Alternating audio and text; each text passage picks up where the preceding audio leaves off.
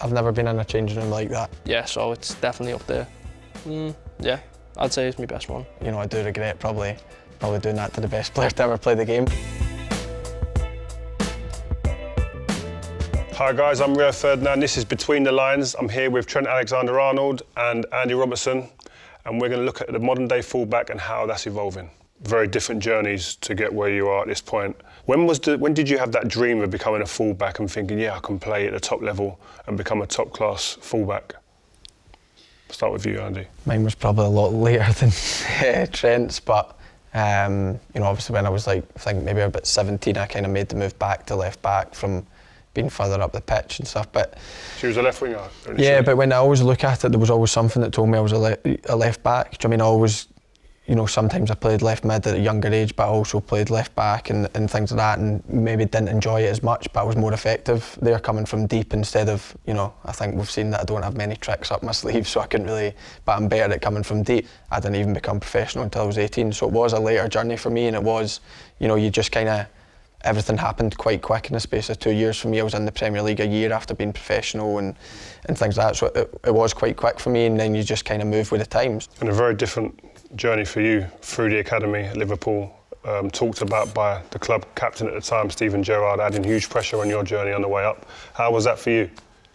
It wasn't pressure for me at all. You don't feel pressure, this guy. Like, I've seen you at big occasions at a young age, you don't seem to feel it. No, I think they're the type of things that inspire me and motivate me. So when, like you said, the club captain and legend of Liverpool was mentioning me in his book and was speaking highly of me from when he was doing his coaching badges at the academy, then that's something that inspired me and motivated me to try and live up to the words that he was saying about me. So that was something that added a bit of fuel to the fire.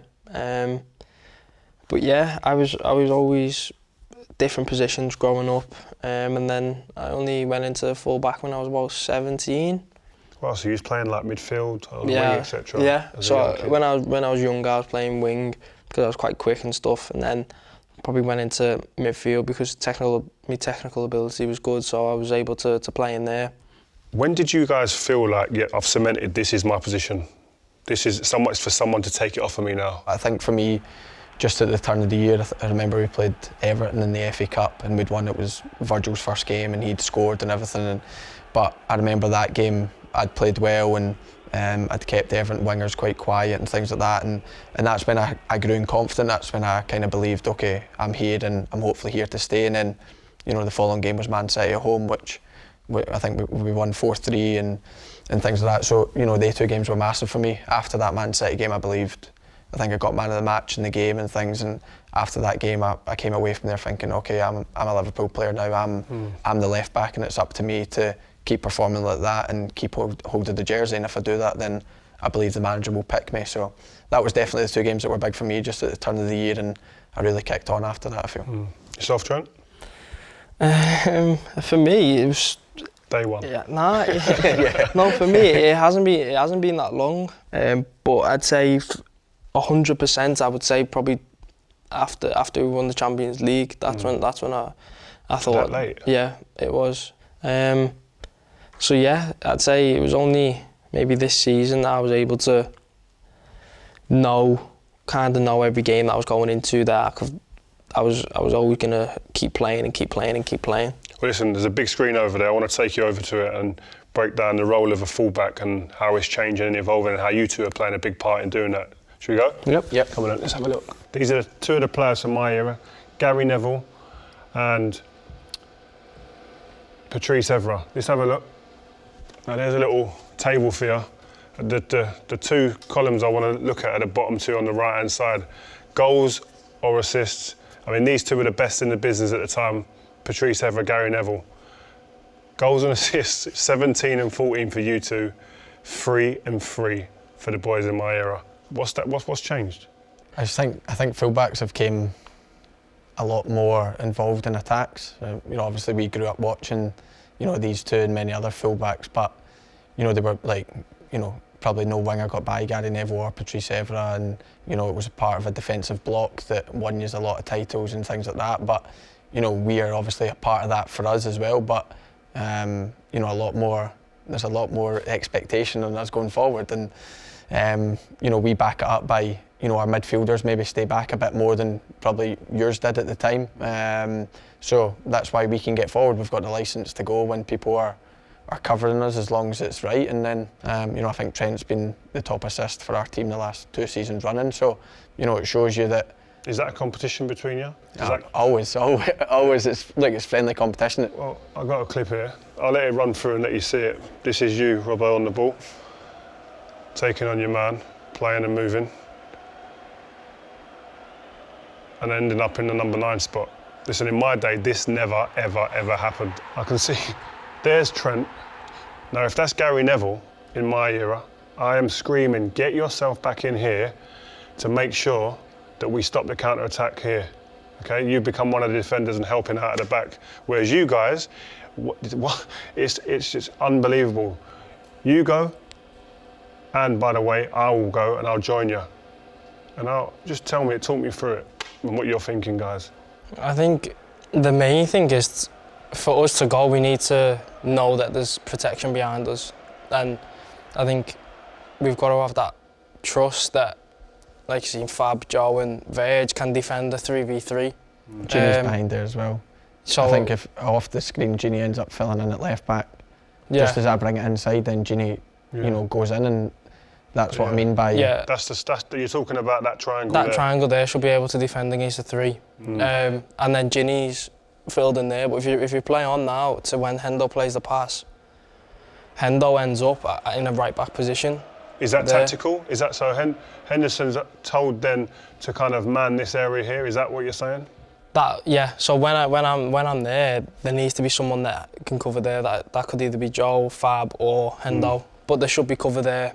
But also at the edge of the box, there should be someone who's close enough to that winger to be able to stop the counter if it goes to him. There's a lot of differences in your game, but I've spotted something that I feel you both do very well.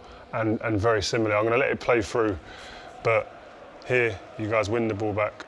Is this coached or is this instinct like we were talking about, and just smelling the game and just knowing when it's to do it, running inside and then picking people out?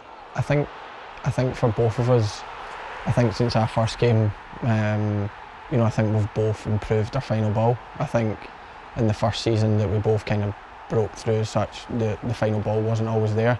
Sometimes we were kind of putting balls in the box that people weren't never going to get on the end of, but I think now we've got a bit more composure. We can, you know, already before I remember that one, like when Shaq's playing it, I'm already looking What's the trigger here? What's your reason and timing to get in there? What is that?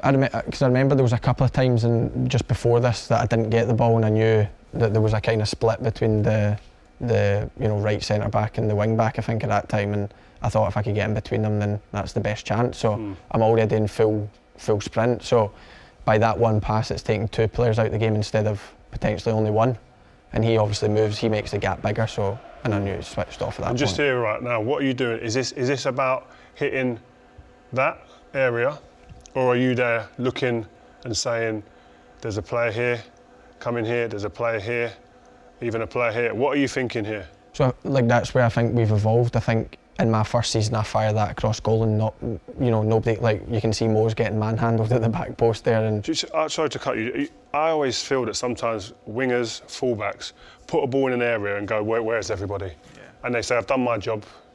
The forward hasn't done his if you don't get the end of it. Yeah, we do that from time to time, but like I think now we've evolved our game that we can look up, and I knew Bobby was coming in late, and I suppose if I fire that across the goal, it probably, you know, maybe Trent gets at the other end, but it's not going to be a goal, and it's the same with this one as well. Again, Trent, you're already on the run there. I can see you've already started there.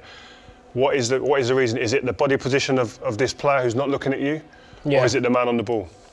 Both. I think I'm trying to be as effective as possible in the situation, and I think the closer to the goal you are, the more effective you can be. So in that situation, I'm thinking I've got time to sprint. He's flat-footed. He doesn't really know what's going on around him. So if I can make a run off his shoulder and be slipped in, then it's the perfect situation. And there, I think Mo's affecting his decision-making, and then he hasn't got a clue where I am. The last 18 months, I've seen this has become something that probably Trent does a bit more. You'd probably admit, but that ain't bad either. Sweet. Is this tactical, or is this something that is you just see it in a natural development, confidence at the times, etc.? Because we used to do it. A lot of the time we'd switch the ball, it'd be through the centre midfielders, the Scholeses, the Carricks, who've got that range. You see where the way they're squeezing the pitch there, and you've got all that area over there to play with. Then you're told that tactically that's when you want to switch the ball. Or is it just something that you guys feel and see and think, look at that, that's beautiful?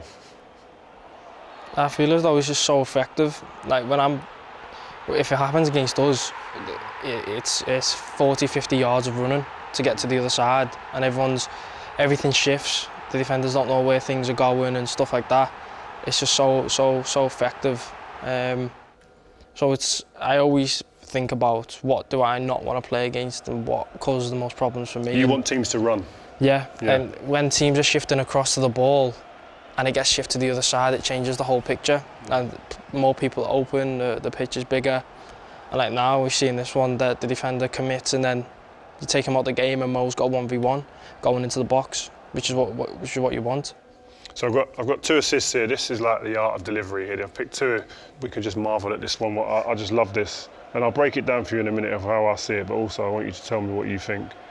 But everything about this goal is textbook, is what you'd want, and I want to recue that and just slow it down and tell you what I love about it. Normally, I see a wide player, once he receives the ball there, he wants to go at him or come back here and play into your man there, right? But what I love about this is how you bring that player onto you, and because I think before the ball's even come to you, and as you see him take that step forward, I think you're thinking about here. That's all you're thinking about, am I right or wrong? No, I'm thinking about getting in behind him, yeah. So what's your thoughts now? What's your thought process? Talk me how you think about getting into there. Because I've got like controlled possession and I know there's 3 coming. If I play Hendo, I think Hendo then has a rush decision.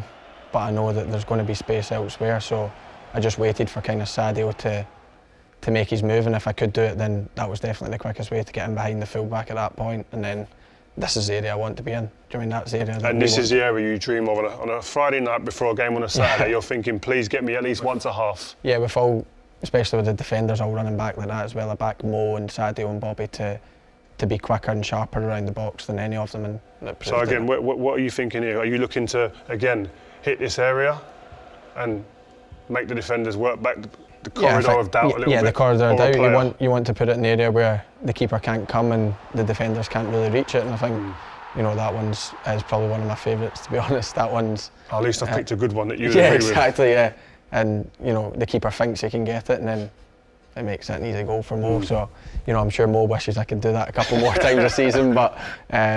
That is the one on a Friday night that you go, just give me one of them and I'll take the chance. I love that.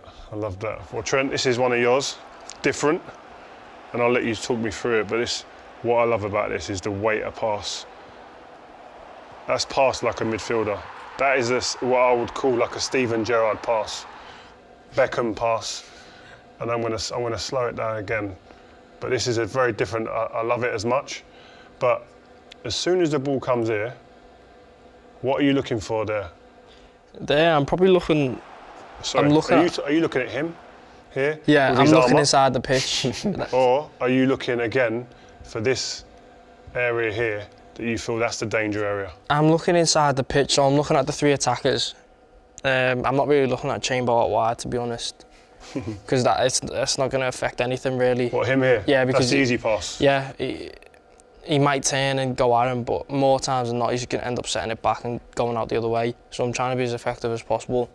There, I'm probably trying to look at wrapping it into Mo's feet, but then the point and the movement of Mo kind of makes the decision for me. And then obviously the finish is unbelievable. But yeah, I'm trying to put it in that area. I've seen the gap between the 2 centre halves. It's big. Mo's been able to get in between there, and I've just tried to play it in that space, really. Is that one of your best assists? One of your favourites? Yeah, definitely. That was my first Prem assist. So it's definitely up there. Yeah, I'd say it's my best one. But now I want to take you just quickly before we finish onto one of your most iconic nights. Barcelona. That's all we need to show him. This is beautiful. We'll just let this play, guys. This is beautiful stuff. Take me into the dressing room, like before this game, the score line, what you need to do. What was the messages from the management? I've never been in a changing room like that. The way everyone was so focused, and it's easy to say now because we won 4-0 and everything, but genuinely in that changing room we believed something special was going to happen. The noise, you seen the lads, the way they were looking. Obviously we'd lost Mo and Bobby and everything that went along with it, but everything was going against you before that game. Do you know what I mean? And you know, that was in that changing room before. We genuinely believed we could do something special, and you know, luckily it proved that way. Well, here, look, we're on to 1-0. Great switch of play we was talking about before. Didn't quite get there, but a mistake from it. I just knew, I was there this game, doing the game for BT. I just knew when that first goal went in, there was something in that stadium, in the crowd. We even see it. I mean, we're still 2 goals down at this point, and you see the way the crowd celebrated that goal. That's, you know, that gave us everything that we needed for that. You know, we already had everything, but I think after that goal went in early doors, it was okay. We're not going to let this down. Well, what was this? The world's greatest, one of the world's greatest players, if not the, ruffling his feathers or his hair. Was that intentional? Was that something you wanted to get at him? He's the best player on their team. You want to get to him? Is that what you was? It wasn't intentional in terms of, you know, you look at it before the game, but you know, if it had any sort of effect on the game, then you know that's what it is. But you know, I do regret probably doing that to the best player to ever play the game. But you know, on that day, like I said, that was probably part and parcel of the changing room. We were that determined that you know, nothing was getting in our way. Trent, just here again, I've got to bring that back. Sorry, like again, we talk about seeing things. Please don't. Did you see that? Please, you've got. Hold on. Can I just 1, 2, 3 players in the way here, maybe 4. I think he was aiming for Sadio. Definitely, I'm sure. I haven't meant that. I haven't meant that. No, I haven't meant that. It takes a deflection. Is that an area? It takes a deflection. If you look closely, it takes a deflection there. Yeah. And just puts it in Ginny's path, but I'll claim it. Of course you will, yeah. Quickly, 3-0 we got here as well. It's about 30 seconds later, you know. Yeah, this was beautiful. The timing. He comes up with big goals, this guy. Doesn't he? Ginny loves a big night, yeah. Loves it. Crazy. And Robbo made a tactical sub, didn't you? Yeah, made a tactical sub, yeah. But we're going to jump to the... I'll just leave at this point. The iconic moment. This will go down in history. This is it. When you've done this, did you realise this is going to be this big? No. Even still. What were you seeing? The thing is, what we trained like the day before in the morning. We were always going to do in-swing and corners. Yeah. So Shaq was actually meant to take this, and I was always on the other side taking them corners. So I've literally just placed it down on the spot for Shaq, and then I've been walking away. And then I've just seen what I've seen, which is Div standing alone in the 6-yard box, and everyone switched off. There was a moment of opportunity. I remember I was on the bench at that point, just came out from the showers and that, and the gaffer turned round and he just went, like, what just happened? Like, he missed it. He completely missed it. He was talking to his assistant manager thinking Shaq was going to take it. Unbelievable, and the ball was at the back of the net. There's no one's looking at all. All their backs are away. I mean, you look at that there, it's actually criminal. If that's your team, it's criminal. In a Champions League semi-final, that shouldn't be happening. No, look at the shirt numbers. You shouldn't be seeing shirt numbers in a corner like that. No. If you're taking the corner, that's like, it's criminal to be able to see the shirt numbers, and that's what happened. I mean, it was to be honest, for Div to be able to turn and see it, because I didn't give him a shout or anything, for him to turn and see it coming and adapt so quick. It's just as if it's meant to be. Yeah. And the both of you is just connected at that one moment in one of the highest pressured games, and then, like you said, Dave looks once and clocks it, and that's an unbelievable finish as well. It's just like, I think that's a belief as well, and understanding and knowing that you can put the ball where he wants it as well. Yeah. So to finish off, guys, listen, you've won the Premier League, you've won the Champions League. What gave you guys more satisfaction? For me, it's the Premier League. I was probably, even after winning the Champions League last year, I was still a bit gutted that just because I knew how much it meant for the fans. Not even really for myself, because I was so proud of winning the Champions League, and not many players can can say they've done that, and there's many a legend that have played the game who can't say they've won the Champions League. But just in terms of the club and the fans, for me, the Premier League was the special one, and I think to win that, it meant more. Yourself, Robert? I'd say the same. I mean, when you sign for this club, you realise how much the Premier League's been missing for the fans, and the only thing we missed was having them in the ground when we lifted the trophy and stuff. That's something that, you know, will always be, you know, a wee bit of sadness at that time, but, you know, it's up to us to try and recreate that. But yeah, the Champions League was massive. The night after it and the bus parade and everything was, you know, probably we'll remember that more in terms of memories and everything like that. But I think for us, leaving a legacy at the club, winning the first Premier League, it will always be remembered, and for us to be able to do that, it's like so proud to do it, and like you said, we'll always be remembered. Well done, guys. Listen, thank you very much for joining me in Between the Lines. It's been amazing getting that insight, and thanks again. Good luck for the rest of the season. Thank you. Top man, thank you very much. Cheers.